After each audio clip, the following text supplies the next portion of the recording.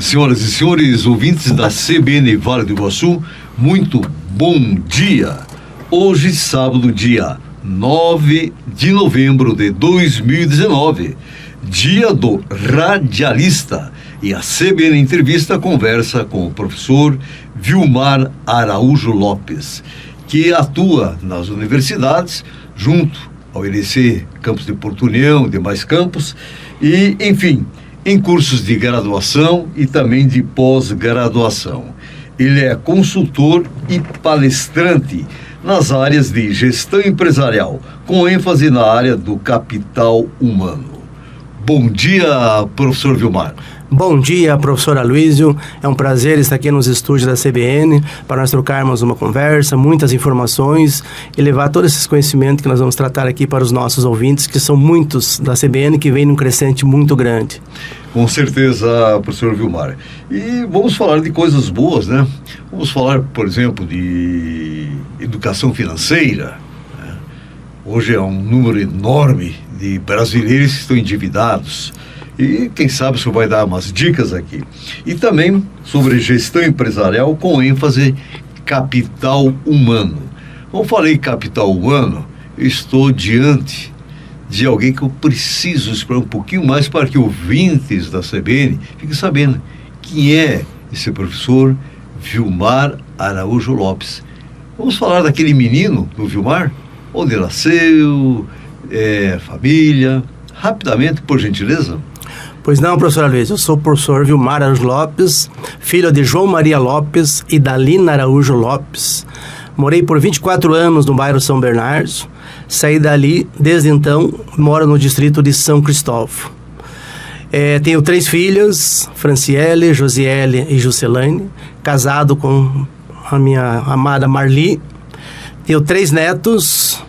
Já é vovô, né? Já sou vovô. O Eric, o Gustavo e agora a Laura. E com certeza estão ligadíssimos para escutar o vovô hoje, né? Com certeza. Muito bem. Rapidamente, para que você possa ter uma ideia, como nós falamos, são pessoas aqui da nossa região que nós temos que valorizar, profissionais de valor, cada um com sua história também de valor. Rapidamente, a trajetória educacional, fundamental e médio, professor. Eu estudei no Colégio Anchieta, depois fui para o Núcleo Social Odete Conte, o Clementina Lona Costa, e fiz o ensino médio no Colégio Túlio de França. Técnico normal. Era exame de admissão na época. Você passou pelo processo de exame de admissão. Daí me graduei na FACE, na época. Então, isso eu queria saber da formação, entende, superior. Já quero aproveitar, né, aonde fez a sua faculdade, e também já vamos puxar a parte de pós. Eu sei que o senhor tem especialização, mestrado, e esteve na Espanha fazendo doutorado. Então, nos dê assim, rapidamente esse currículo. Tá, então eu me formei na graduação na FACE, hoje UniUV, em administração. Daí eu fiz uma pós na Federal do Paraná, em administração. Daí eu fiz uma pós na Unicentro Guarapuava, na área de educação. Daí eu fiz um estrito sensu na Espanha, na área do capital humano. Daí fiz um outro estrito sensu na Universidade do Contestado, no mestrado de desenvolvimento regional, também com ênfase no capital humano. Quer dizer, quando se fala em capital humano, o senhor tira de letra. Tenho muitos anos de estudos, a gente nunca sabe tudo, né, Luiz? A gente tenta. Como é que é? Sempre na caminhada, isso que é importante, né? Professor Vilmar, um pouquinho das suas atividades profissionais. O senhor, com certeza, antes de ser professor, também teve algumas experiências e tudo serve como base para um currículo, para um conhecimento, porque professor em sala de aula, ele deve trazer exemplos que foi vivenciado, as experiências, porque teoria não leva a nada. Quer dizer, leva um certo conhecimento, mas é importante colocar em prática as teorias. Por gentileza. Então, Aloysio, eu trabalhei na indústria Bernardo Stan, que muita gente nem sabe, Bernardo Stan, onde é a UD hoje. Então, exatamente, bairro São Bernardo. Sim. O senhor pisou na Lagoa Preta lá? Sim, eu morava lá no Pé Sujo, que nós chamávamos na época. Ah, é? Daí eu trabalhei no Dicenha, no chão de fábrica. Depois eu fui para o administrativo, no departamento pessoal. Daí eu fui para o Carlos Romeu, na parte administrativa, departamento pessoal. Trabalhei por 14 anos. Daí no Carlos Romeu eu já trabalhava no Carlos Romeu do dia, e à noite eu dava aula. Comecei dando aula no Colégio Miguel Fará. Depois eu entrei no Estado. E daí eu fazia as duas funções. Hoje, graças a Deus, depois de 32 anos de Estado, estou aposentado do Estado. E trabalho na Universidade do Contestado há 16 anos. E agora estou na Faculdade Senac também, há 2 anos e pouco. Tô. E trabalho nas minhas consultorias e nas minhas palestras. Muito bem. Então, realizado como profissional e sendo útil para o desenvolvimento do ser humano. É isso. O foco é esse capital humano. Eu me preocupo muito com isso, sabe, professora Luísa? Porque eu vejo que é isso que dá o resultado lá na empresa. Porque se perguntar, quem faz o resultado? São os colaboradores. Mas esses colaboradores têm que ter um ambiente propício para isso. Senão eles não vão se engajar realmente para dar o resultado que a empresa precisa. Perfeito. Antes de nós entrarmos, assim, específico, capital humano, essa questão dessas orientações, que o senhor também tem essa consultoria na área específica, né? Vamos falar um pouquinho de algo que vem preocupando os brasileiros, as famílias do Brasil, porque o número de desempregados é enorme, mas o número de endividados é maior ainda. Professor Vilmar, o senhor dentro do magistério, com a ótica e a experiência, o senhor entende que é importante a educação financeira? Deveria ter exatamente esse conteúdo, porque o compromisso, eu fui criar uma família onde o pai e a mãe já falou como se administra, como se faz, mas às vezes muitos alunos, infelizmente, eles têm um exemplo, mas de forma negativa. Tá? O pai e a mãe dão um mau exemplo de que dinheiro é para gastar. O que o senhor me fala sobre a importância da educação financeira? Veja assim, professor Luiz, é uma cultura que nós temos, que infelizmente nós gastamos para depois tentar ganhar dinheiro para pagar as contas. É uma cultura nossa. Eu vi muito isso lá na Espanha, que lá é o inverso. Eles ganham dinheiro para depois gastar. Inclusive, eles até tiravam um sarro de mim na época lá, que nós éramos, na época, o único país que vendia passagem aérea parcelada. Para eles não existe isso. E se você pegar o Japão, por exemplo, esses outros países, eles têm educação financeira desde o prezinho lá. As crianças já aprendem a fazer conta, porcentagem, empreendedorismo e essas coisas. E nós, infelizmente, no Brasil, nós não temos isso. Não é dado isso, nem no ensino médio, nem no fundamental. Não, vamos dizer assim, o poder público não se preocupa com isso, vamos dizer assim. Então, as pessoas, já temos uma cultura que não é voltada para planejar, e o que é interessante nisso, professor, é que as pessoas individuais não planejam, e as pessoas vão empreender e também não planejam as suas empresas. Então, elas têm a dificuldade financeira dos dois lados, tanto na pessoa individual como nas empresas. E isso cria uma situação muito complicada. E aí, as pessoas acabam fazendo muitas coisas, infelizmente, por impulso. E você comprar uma coisinha, um valor pequeno por impulso até vai, mas as pessoas fazem compras grandiosas por impulso. E depois vamos ver como é que vão fazer para pagar. E daí acabamos, vamos dizer assim, enterrando em dívidas que tem muita dificuldade para sair por conta do nosso próprio sistema financeiro, que é um juros exorbitantes, crochantes, vamos dizer assim, e as pessoas depois entram no marasmo. Infelizmente, assim, eu vejo isso como uma cultura. Dessa cultura, como pessoa física, ele extrapola e ele leva para a jurídica essa experiência que não é das melhores. Exatamente. Professor Vilmar, daria para dar algumas dicas no sentido para que os ouvintes, poxa vida, é fácil, o professor Vilmar me deu uma dica legal aqui em relação ao cara, sabe, observar melhor, porque eu vejo o seguinte, eu vejo uma dívida em forma de investimento.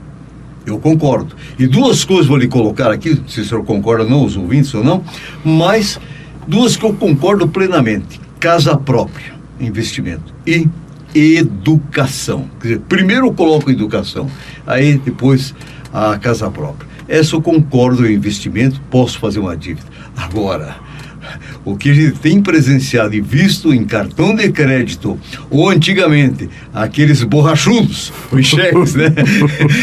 É uma coisa de louco. O que o senhor tem a dizer, alguma dica aos ouvintes? Concordo plenamente com você, Luiz, e acrescento mais uma situação. Investimento em conhecimento. Perfeito. Não só na educação, no conhecimento. Que nós vemos os colaboradores nas empresas hoje com baixo conhecimento, mas ele espera que o patrão pague para ele o conhecimento. O patrão também não paga. Mas ele também acha que não é uma obrigação dele investir. E essas pessoas têm muita dificuldade, muitas vezes, de conseguir o melhor emprego justamente por conta de um conhecimento maior, que seria um investimento, e não um custo qualquer de comprar qualquer produto supérfluo ou coisa parecida, roupa, sapato, sei lá, alguma coisa assim, ter carro do ano, uma assim, de vida, por conta... É a opção de cada um. Mas não é a melhor medida. Porque, me diz assim, nós devemos procurar o banco quando? Quando temos dinheiro para aplicar. E não o inverso. E buscar o dinheiro do banco. Porque nós vemos no nosso sistema, você pega uma poupança, por exemplo, ela paga menos de 0,5% hoje. E quando você vai buscar um dinheiro no banco, é muito mais que isso. Obviamente que você vai ter que ter uma atividade que tem um retorno muito grande para compensar esse empréstimo. Caso contrário, não deve ser feito. Mas, de novo, as pessoas não planejam e acabam entrando nessas ciladas aí. É interessante, professor Vilmar, porque o que eu fico assim bem pensativo nas justificativas esdrúxulas que as pessoas que infelizmente vão pelo impulso e depois como eles justificam o porquê. E principalmente, até eu vi aí que existem famílias, né, que são verdadeiros bancos. E já as famílias estão decepcionadas. E tem que fazer um cercamento. Eu falo, tem que fazer um cercamento, porque a arte de educar, você tem que cuidar. Porque de repente você parte, deixa a razão, vai pelo coração e você está deseducando, você está dando um mau exemplo. Eu acho assim bem complicado. Quando a família faz esse cercamento, eu penso que as pessoas se aplumam. Ou não é importante. Muito importante. Temos que ter, assim, até onde podemos ir? Limites. E deve ver assim, Luiz, deve ser, por exemplo, nas empresas, né? Que isso pega com muito mais ênfase, né? O que é a prioridade? O que é o essencial? E o que é o supérfluo? E muitas vezes o dinheiro vai mais para o supérfluo do que pelo essencial. Vamos qualificar o nosso colaborador? Não, mas isso é um custo que deve ser evitado. Mas vamos viajar, vamos. Então, as coisas não são alocadas, o dinheiro já é curto. Ele não é alocado da forma pela essencialidade do que a empresa precisa para caminhar, ser competitiva, ser lucrativa e assim por diante. Então, o pouco lucro que ela dá, quando dá, ele é mal redistribuído. E daí chega lá no final do ano, por exemplo, deu uns troquinhos bons de retorno, vamos reinvestir? Não, vamos trocar de carro, vamos viajar ou qualquer outra coisa assim. E uma empresa, você sabe, né? Não tem retorno sem investimento. Sempre. Muito bem. Professor Vilmar, então tá aí as dicas nesse sentido. Quer dizer, eu tenho observado que as pessoas que têm na sua vida física, né, uma organização, tem um controle, ele tem uma segurança, não é o quanto você ganha, né, é como você vai distribuir o que você ganha. E são pessoas que montam empresas e se dão muito bem, né, e às vezes são taxadas de miseráveis, pão duros, mas eu acho que o começo exige sacrifício, exige muita força de vontade e muita determinação. Primeiro o ter é a consequência. Exatamente. Então, beleza. E dentro dessa linha, professor, de capital humano, me diz uma coisa, eu fui uma pessoa que fui operário. Eu gostaria que o senhor fizesse uma analogia entre operário e colaborador. Por gentileza. Pois não, Luiz. Nós fomos do tempo de operário. Perfeito. Né? Não que nós sejamos velhos, né? Nós começamos a trabalhar cedo, sim, né, Luiz? É verdade. Então vamos voltar lá na primeira Revolução Industrial. As pessoas eram tratadas como operários. Inclusive, eu não lembro agora se é Taylor ou Fayol, um dos precursores da administração, falava que as pessoas não eram contratadas para pensar, mas sim executar. E há de alguém que resolvesse mudar alguma coisa, desobedecer ao superior, era considerado uma insubordinação passível de punições dentro do regime interno da empresa. Então eles usavam apenas estritamente a força física das pessoas. Aquela experiência que o funcionário tinha, aquele conhecimento que ele tinha, tudo aquilo que trazia de bagagem, da onde ele já veio, pelas empresas que ele passou, nada disso era considerado. Tudo isso era menosprezado pelos empresários da época. Mas se você me perguntar, e hoje, infelizmente, ainda muitas empresas agem como 100 anos atrás. Eu via, Luiz, quando eu trabalhei no Dissenha, isso 40 anos atrás, problemas dentro da empresa que hoje estão acontecendo em várias outras empresas hoje. Problemas idênticos, já se passou 40 anos, já mudou e mudou muito. E esses problemas persistem nessas empresas. Quer dizer, o que está errado? Alguma coisa está errada? Porque tudo muda e cada vez mais rápido, e como essas empresas não acompanharam essas mudanças. Então, dentro disso, hoje nós dizemos que não é um operário, é um colaborador, porque ele colabora com a empresa. Colabora com o quê? Com o seu conhecimento, com a sua experiência, com a sua força física, com a sua força intelectual, desde que seja dada essa abertura para ele poder utilizar e bem esse conhecimento. Nós temos empresas que, infelizmente, os funcionários não têm a abertura para sugerir melhorias. Autonomia por uma gestão compartilhada. Ele não pode sugerir melhorias, ele não pode sugerir uma inovação. Não, isso aí você só executa, nós vemos o que tem que fazer. Então, você está menosprezando, se seja 100, 10 ou 1000 funcionários, está menosprezando tudo isso de bom que as pessoas têm. E, obviamente, que as pessoas, elas vão fazer aquilo que a empresa está cobrando delas. O mínimo possível, que elas não conseguem fazer e além disso. A empresa é culpada pela sua forma de gestão, de novo, pela cultura organizacional que ela tem fechada, centralizada, autoritária e impositiva. O funcionário só tem que obedecer. Muito bem. Está aí, então, a diferença de operário e um colaborador. O colaborador, ele compartilha e dá de si, ele se sente parte integrante da produtividade da empresa, é isso? Assim, Luiz, ele se sente pertencente, sentido de pertencimento. Eu pertenço a essa empresa. Eu sei que eu sou útil para essa empresa por causa disso. E não que eu seja uma pessoa descartável que daqui a pouco me chamam lá e me dão uma conta. Mas para isso, eu preciso ter várias situações que me dêem essa motivação. O que é a motivação? Qual é o motivo desse colaborador levantar cedo e ir lá para a empresa? Ele tem que ter motivo para ele poder realmente dar todo o seu sanguinho. Muito bem. Professor Vilmar, a importância em relação a um departamento, uma gerência, uma diretoria de RH, porque é recente a questão de se dizer, tem que investir em recursos humanos, e poucos empresários acreditavam ou acreditam ainda de que ele tem que preparar a sua equipe para colher resultados. Veja bem, professor Luiz, Peter Drucker, 25 anos atrás, Kotler, há uns 30 anos atrás, já falava que o diferencial do mundo globalizado é o capital humano e o marketing. Porque as máquinas vão se remodelando e você usa.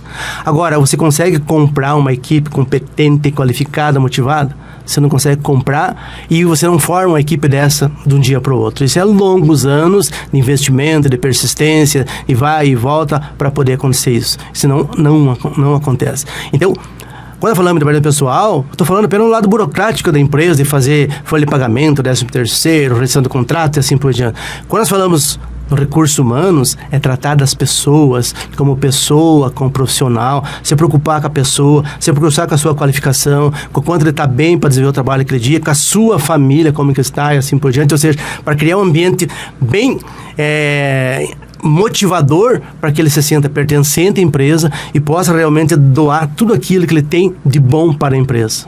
Muito bem. Existe diferença entre departamento pessoal e RH e capital humano? Sim. Departamento pessoal, como eu falei, é só a questão burocrática de folha de pagamento, admissão, demissão e assim por diante. Quando nós falamos em recursos humanos, são as pessoas que estão lá na empresa, que eu preciso tratá-las como pessoas e como profissionais, e me preocupar com elas. E eu conhecer essas pessoas, professor Aloysio, individualmente, porque só assim vou poder fazer um juízo de valor delas. Se eu conhecer apenas o número de cartão dela, eu não consigo fazer isso. E quando nós falamos no capital humano, o que mudou aí? É a soma do conhecimento, da experiência, de todas aquelas pessoas que estão ali dentro para poder alavancar o desenvolvimento daquela empresa. Bill Gates fala assim, vocês podem tirar todos os meus bens materiais, só me deixa o meu capital humano, que muito em breve eu consigo reconquistar tudo novamente. Essa é uma grande verdade, né? Você vai desprovido de qualquer equipamento apenas com... pessoas com conhecimento e motivadas. A pessoa em si, né? É a transformação de uma situação. Meu caro professor Vilmar, aqui na CBN Entrevista, nesse sábado, e é interessante, o senhor colocou, assim mesmo, muitas empresas não vê o funcionário como um colaborador na atualidade. São empresas estruncadas que não dão abertura na forma de administração. É uma situação real,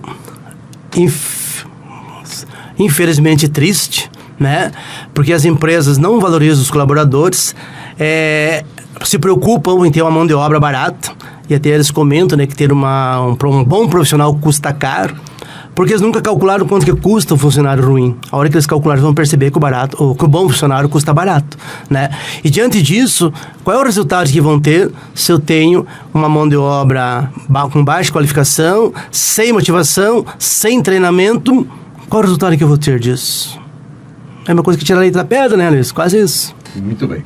Professor, eu sei da sua dissertação, uma pesquisa que foi realizada. Dá para falar em 30 segundos disso aí? Eu sei que é uma loucura, 30 segundos. Falar 30 segundos de uma dissertação de quase 200 páginas é meio complicado, sabe, Luiz? Mas em síntese, assim, eu fiz uma pesquisa confrontando o que eu já sabia empiricamente. Eu só queria, comprovar isso. Cientificamente. Então, exatamente. Então, eu fiz essa pesquisa com um questionário para os colaboradores e um questionário para os empresários, para mim poder confrontar esses resultados. E aí eu cheguei a conclusões que eu já tinha empiricamente e consegui elas cientificamente. Por exemplo, se você conversar com o patrão, ele diz que ele investe muito em treinamento. Quando você conversa com o funcionário, que tem 5, 10, 15, 20 anos de empresa, é a mesma coisa. Não, nós nunca tivemos treinamento. Então, existem várias contradições nesse sentido, sabe? Outra coisa que chama a atenção, o grau de instrução. Quarta série, em torno de 40%. Oitava série, em torno de 50%. Mas hoje, será que isso funciona? Não estou falando que esses funcionários não são produtivos, coisa parecida. Mas nós sabemos que quanto mais qualificados são as pessoas dentro da empresa, melhor elas conseguem contribuir para isso. Muito bem.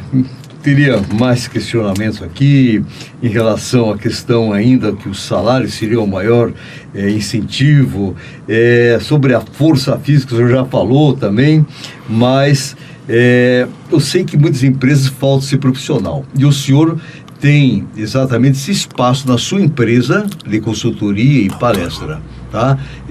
O senhor é um autônomo, e então, no caso, é possível o pessoal que quer um investimento em recursos humanos, se ele procurar, como é que faz? Vou aproveitar aqui como uma questão de mostrar que nós temos aqui na cidade profissionais que podem atender. Pode deixar um telefone, se é possível, o papel de ser consultor, por gentileza. Veja bem, professor. Então, nós dizemos assim, as médias, pequenas e microempresas, vê isso como um custo. Mas não é um custo, é um investimento. Porque para ela contratar um profissional dessa área, para ter lá direto lá na empresa, tem um investimento. Se ela contratar uma consultoria, vai ter um investimento, mas vai ser menor. Porque esse consultor não vai estar 8 horas por dia lá na empresa. Ele vai fazer alguns trabalhos para tentar melhorar a situação, mas não vai ficar todos os dias lá. E isso reduz o custo para a empresa. E com certeza essa consultoria se paga se as coisas forem feitas realmente conforme determinado pelo consultor. Muito bem. Professor, nós já estamos no tempo estourado. Um telefone para contato para aqueles que realmente têm interesse em investir. O meu telefone, o mesmo do meu WhatsApp, é 98803-0849. Muito bem. Pode me encontrar no Face, pode me encontrar no Instagram também. Muito bem. O senhor dá uma mensagem final aqui aos ouvintes da CBN. Eu quero agradecer, primeiramente, a você, professor Aloysio, né, pelo convite, pelos longos anos de amizade que nós temos, graças a Deus. Agradecer aos ouvintes por estar nos ouvindo. Espero, né, que de repente, meio que de fraquinho, assim, mas consiga atingir as pessoas com essa mensagem, que elas passem, pelo menos, a repensar as suas atitudes enquanto pessoa, enquanto profissionais, enquanto empresa, porque as coisas mudam muito, muito rápido, e a gente percebe que muitas pessoas ainda não perceberam isso e estão ainda deixando as coisas acontecer ao seu redor sem fazer nada. Então, agradeço imensamente a você e aos seus ouvintes, que são muitos, e me coloco sempre à disposição que você me convidar, com certeza estarei aqui. Ok. Muito obrigado ao professor Vilmar Araújo Lopes e vocês, ouvintes da CBN, que nos acompanharam. Sábado que vem retornamos com CBN Entrevista. Até lá.